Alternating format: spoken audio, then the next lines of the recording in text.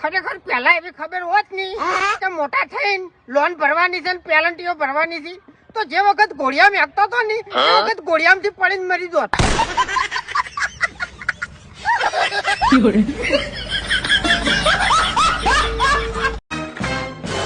અમારે એક છોકરે auto graph માં જો.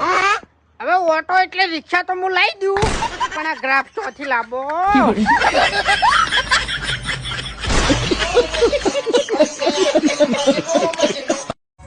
2 મહિનેથી ભેળ લાવ્યો છું.